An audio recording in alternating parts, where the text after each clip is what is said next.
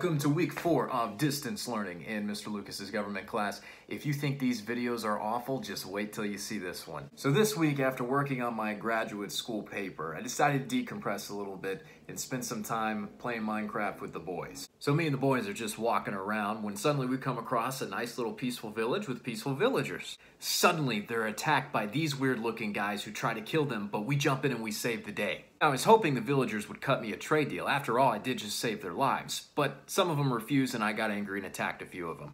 And so then I decided I would start trying to burn the village down, although some of them seemed to have no idea that their houses were burning. And then my buddy stopped me and said, "Hey, wait a second. Instead of destroying everything, what if we just forcibly took things from them? And if they refuse, then we punish them."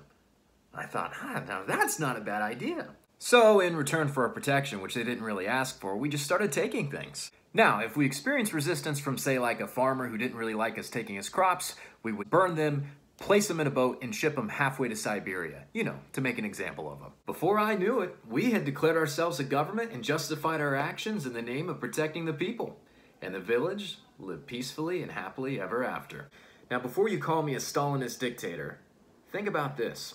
I got to thinking, how is what I did any different than what any other government does? They claim they're there to protect the people, even if they didn't consent to it, and then they extract money or property from them, and they call it taxation. The people don't have a choice on whether they want to pay it or not. So you know what I thought would be a great topic this week? Taxes. After all, this week is typically tax week. Most years, with the exception of this year, because everything's been moved around because of the pandemic, most years, tax day is on April 15th, which is the date that you have to file your taxes by. Though April 15th is actually a pretty horrible day historically. Abraham Lincoln was shot the night of April 14th and died the following morning on April 15th. The Titanic struck an iceberg on the night of April 14th, sank the following morning on April 15th.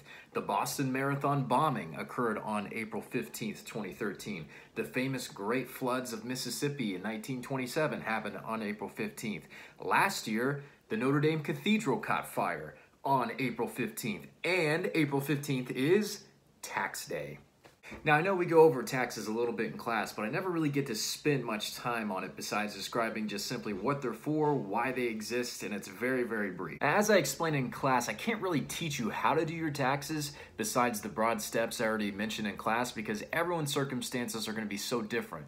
But to provide some guidance, here's a video of someone close to your age giving advice in a video of how to do your taxes in a way he said he wished he had when he was in school. So video links either here or there. Anyway, this week I want to focus more on the different types of tax systems and ways to fund the government that are proposed because every election year, one of the biggest points of contention between candidates is their tax plan and the types of taxes that they propose. And since this is an election year and you'll hear about these, I figured it'd be good if you knew what they meant and if you knew which ones you like and which ones you don't like. Even if you don't care about voting and you're not going to vote in this election, it's good to know how the government is going to take your money. One of the types of tax systems you'll learn about this week is the one that we currently have in the US. It's called the progressive income tax system. Even most adults don't really understand how a progressive tax system works. Basically, the more income you make, the higher a percentage you get taxed, and that's determined by tax brackets, which are ranges of income that are created by the Internal Revenue Service, sometimes called the IRS, to determine how much to tax you. Each chunk of your income that's within a certain bracket gets taxed at a certain rate. So if your income is $50,000 and you are in the 25% income tax bracket, 25% of $50,000 is not what's being taken out of your taxes. Rather, it's based on how much money you have made within a certain bracket. So think about it this way. Imagine buckets that are being filled up and then they overflow into another bucket. And you're only being taxed on the amount that's within that bucket. So, for example, the first $19,000 you might make might be taxed at like 10%. Then the next $50,000 might be taxed at like 15%. Then, who knows, after that, maybe the next extra $5,000 you make, if it bumps you up to the next tax bracket, then that extra $5,000 would be taxed at maybe 25%, depending on the tax code and the tax brackets. There's also tax deductions and credits for life events like having a child or purchasing a house, and big purchases, maybe like business expenditures that you have. that can make your tax bill actually a little bit cheaper. Now, marginal tax rates are really complicated, and for the purpose of this video, I'm not going to get into those complexities right now. But here is a video linked for you so that you can take a look at marginal tax rates and understand them a little bit better. I know what you're thinking. He's getting pretty good at these videos, isn't he? Now, some argue progressive taxes are awesome because they shift the burden of taxes on those who can most afford it, the rich. They pay higher marginal tax rates. Others say it's bad because it penalizes success and prevents wealthier people from maybe investing extra money they might have into businesses that create jobs and raises wages. Then there are proportional taxes, the most famous of which is called a flat tax, and that's where everyone, regardless of their income level, gets taxed at the same percentage. So someone that makes $95,000 is still going to be paying more than someone that makes $85,000, but their percentage is the same. It's proportional to their income. Now, those that support flat taxes say it's far more simpler than progressive income taxes, and it's far more fair.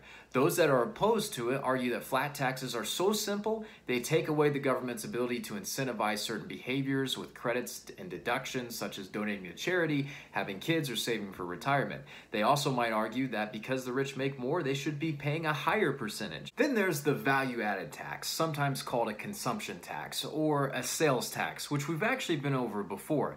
It's an additional cost that goes to the government that's added onto an item or service that you might purchase. In each stage of a product's lifespan, from its creation to the moment it gets to the consumer, a tax is added on as it proceeds to the next stage, hence a value-added tax, which then goes to the government.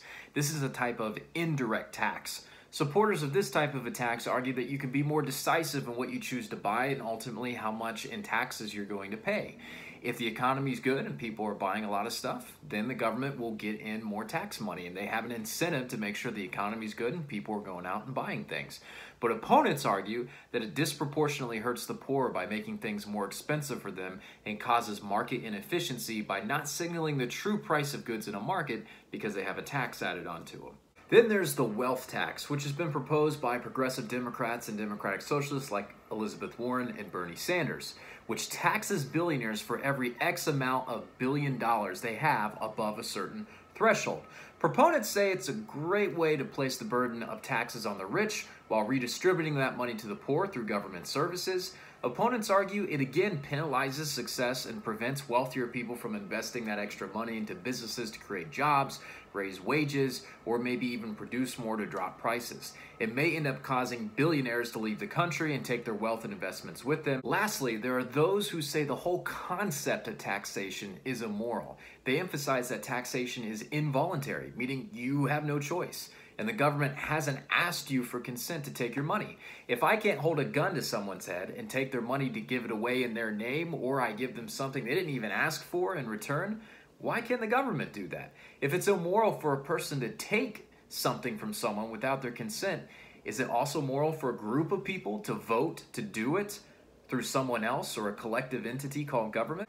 Now, this line of thinking is very popular with libertarians who say that taxation is theft, and they believe in something called the non-aggression principle, which holds that it's immoral to use violence or force against someone or threaten someone that's a peaceful individual if they've done nothing to you. Now, if you're wondering, wait, what does taxation have to do with violence? Well, remember, if you don't pay your taxes, you'll get a knock on your door, and that someone will send you lots of letters trying to get you to pay up whatever you owe, and if you still refuse to pay it and say you're not going to, then you'll be arrested. And if you refuse arrest, then the police will have to use violence or coercion to try to get you into the police car. So there is a physical aspect to the concept of taxation as well if people don't actually pay their taxes. Many libertarians propose something called fees for service, where you voluntarily pay for just the government services you want. You're not forced to pay for something unless you use that service. There are some common examples of buying things that government provides on the private market, like home security systems, where you choose to pay for it